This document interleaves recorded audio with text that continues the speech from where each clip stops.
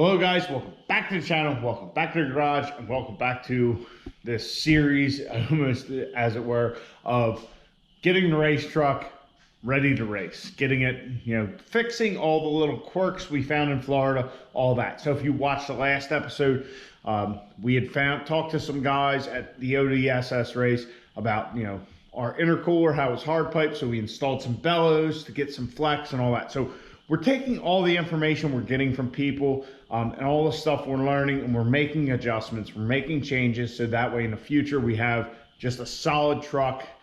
We don't have to worry about these little things. Now, when we were in Florida, pretty much all of our issues were small. We did have a couple larger issues, and by larger, I just mean size-wise. So one of the issues we had at the track was our bedside here. So if you guys remember the video from the track, at one point, we took the bedside off and we just threw it in the grass. Well, I made a pass. I can't remember if it was the first time we 60-footed the truck or the first time we ran it out to half track. But one of those times, when I came back to the pits, I could hear something kind of banging around or whatever. And yeah, our bedside was not in the best of shape. So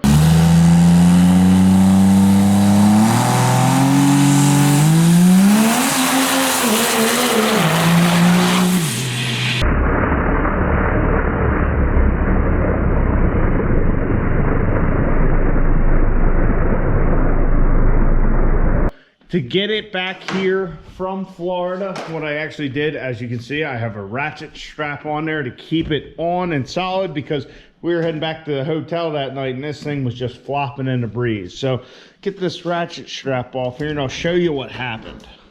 All right, so that's good enough. So what happened was our bedside was sitting there flopping. I got it, looking at it, and yeah, so this weld right here broke that held this little push button latch in. This weld broke. Now, all these push button latches, where they are, if you look at them, they're all smoothed out. I smoothed all the welds out on those. I can't remember my reasoning why, but basically because I took a washer and welded the nut for the push button latch on it, and then we have our lock nut on the outside of it. That way we could just thread the retaining pin in and then put the lock nut on there and everything was good to go. But then I ground them all down. Like I said, I can't remember why. I think it just looked better. I'm not sure. So anyhow, that weld broke, and then this latch right here, so now it's latched in there, but a little bit of force and it comes right off. So when we came back to the pits, this thing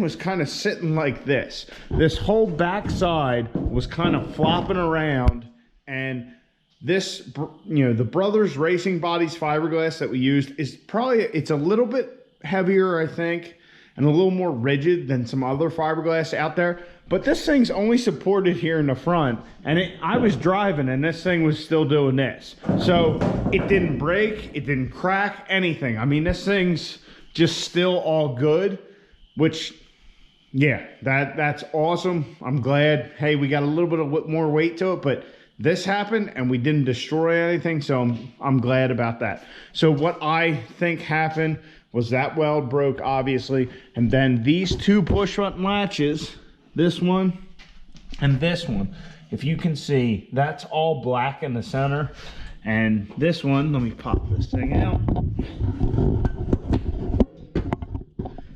This one is silver in the center. So when I was doing a whole push button latch thing on the entire truck, I originally started with some like eBay, Amazon ones that you could get like 2 for $10, something like that. Because when you get the original push button latches, they're pricey, especially when you got a bunch of them on the truck. They're like $30 a piece or something like that. So I was like, 2 for 10, we'll give it a try, whatever. Well, through the course of building the truck and taking stuff on and off, I learned that these Chinese ones weren't holding up very well, which shouldn't have been a shock. I had some of them where the center of it would just come out and all that kind of stuff. So those two ones with the black backing are actually the Chinese ones. So this thing popped off of the top here, and the bottom one here closest to the wheel, they were Chinese ones. The one that stayed but broke the weld, that was the American made one. So we have some more of these push button latches, quick latch products.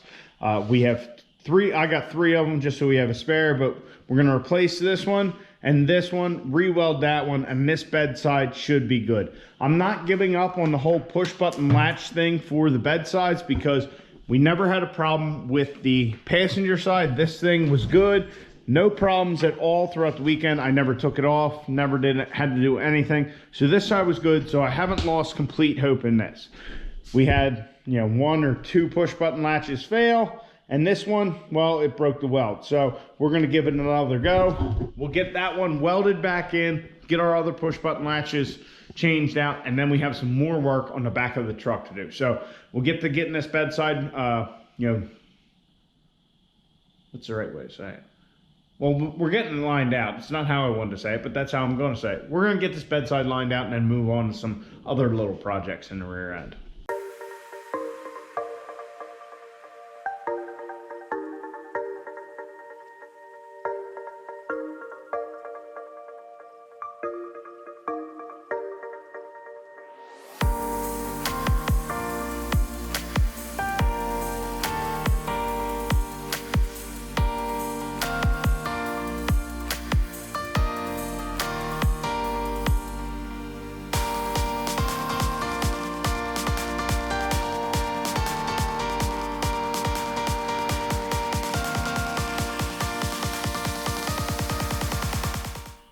All right, so we got our latches changed out on our bedside, got everything re-welded.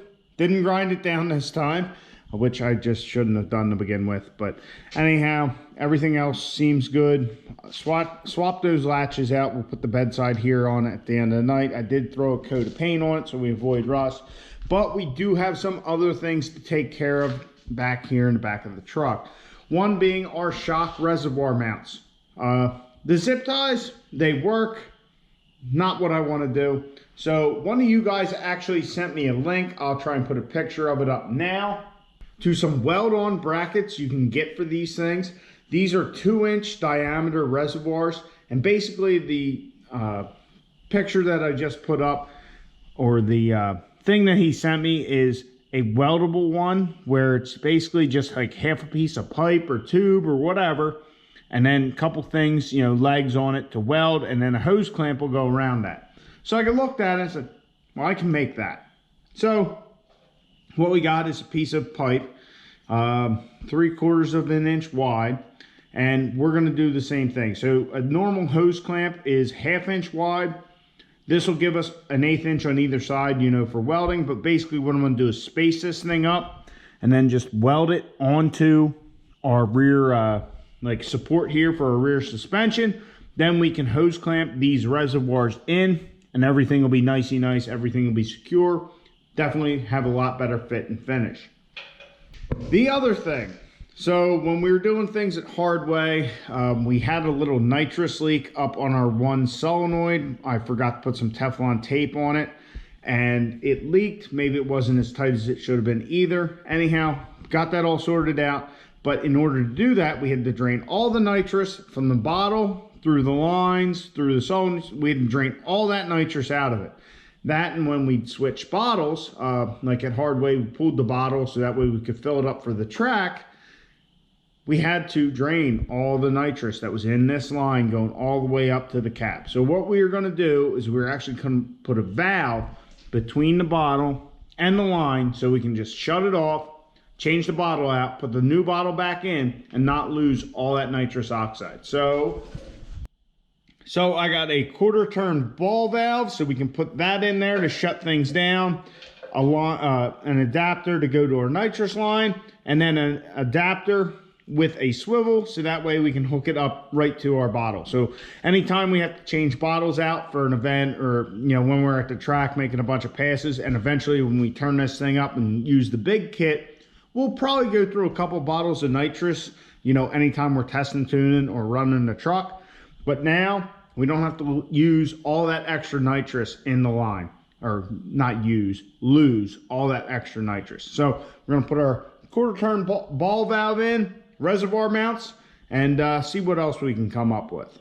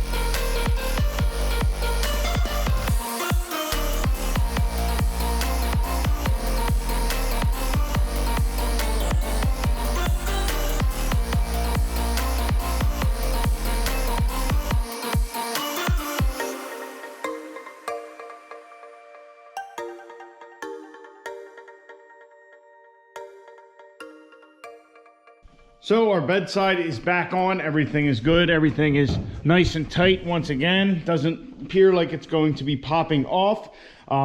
We switched our bottom to, or our top one and our bottom one to the new American ones, the actually quick latch brand. We also re-welded the quick latch that was over here, so that's all good. If this thing is a problem in the future, we will look at all other alternatives, but I have faith that this is good now because we didn't have any problems with the driver's or passenger side, so I think that we are good. I think that this setup will work in the future, so happy with that. Glad it's taken care of, hopefully. Also, our shock reservoir mounts are installed. We have our hose clamps in there, and all I did was just build up the weld on the side so I could get the zip clamp, so I could get the hose clamp through there. Very happy with the result on that. I think it looks good. These things are nice and tight. Don't have to worry about slipping out any zip ties or anything like that. Now, for our quarter turn valve over here on our nitrous. So that is installed, and needless to say, I am not happy about it. So I just had these straight fittings, and as you can see, there's kind of like a kink here, or a hard bend. And I actually had to undo the clamp on the nitrous bottle and lift it up to get the valve on the nitrous bottle. So what I did was I actually ordered a 45 here, so this will come out of the valve, and 45, and I think that'll give us a much better transition onto the frame, and that'll get rid of that kink. Nothing major. It would work how it is, but I just want it to be even better. So basically, if we want to change a bottle out, you know, that'll be our running position. Close this valve, undo it. Now we save all the nitrous in the lines, take our bottle, replace that. That's another thing. Definitely going to need some more nitrous bottles. Another thing I did, I also wrote push off on our master power switch. So if anybody, you know, there's ever a problem, they come up, push off. It's pretty much self-explanatory, and I'm pretty sure the rules state that you have to have it as a push off. But anyway, you also have to have it labeled, so that way people know when they come up on the vehicle. So is this good enough? I don't know. Hopefully, if not, we'll have to add like a little flag or something that says push off a little bit larger. So anyway, guys, I think you probably have noticed by now that something fishy is going on outside here. Yeah, it's daylight. It's the morning. So last night did our bedside, did our nitrous valve, did our shock reservoir mounts. So I was like, all right, cool, we're good. Let me paint these shock reservoir mounts up now, so I don't have to pull them back off and do that. You know, I've been through that already. We'll just do it now while we're here. So, all right, now we gotta let this dry a little bit. And I went in the house thinking, all right, well, I'm just hang out in the house for an hour or so, watch a couple videos, whatever, and just relax for a minute. And needless to say, yeah, it's the next day, but the paint is dry. Our spray paint is dry on our reservoir mount. So, yeah, just kind of fell asleep. Anyway, guys, We are knocking out all the little stuff that we found issues with when we were down running the truck, like our nitrous line, our shock reservoir mounts, and our bedside. Hopefully none of that is an issue going forward, but if it is, we will revisit it, change what we have to, pivot, and whatnot. So anyway, guys, this thing is getting close. We have a few more things to tackle on it before we can take it to the track. I mean, we are still waiting on our transmission from the guys at Muldoon's, but as soon as that thing gets here, we are going to try and go to the track. So if there's a test and tune on a Friday night and we get the transmission back on a Thursday, guess what? We're staying up late and throwing that transmission in so we can make that test and tune, because I want to run this thing. I want to run this thing in the quarter. I want to run it just, man, I want to run this thing again. I want to run it, get it dialed in once I'm feel comfortable with how everything is, got my shift points and the anteater all set and all that kind of stuff. Then maybe we'll go up to tune 2 and see what that has for us. But yeah, I can't wait to run this thing in a quarter mile. So anyway, guys, I hope you enjoyed. Please like the video, subscribe down below. Catch you guys in the next one. Get out in your garage, get to wrenching on your truck.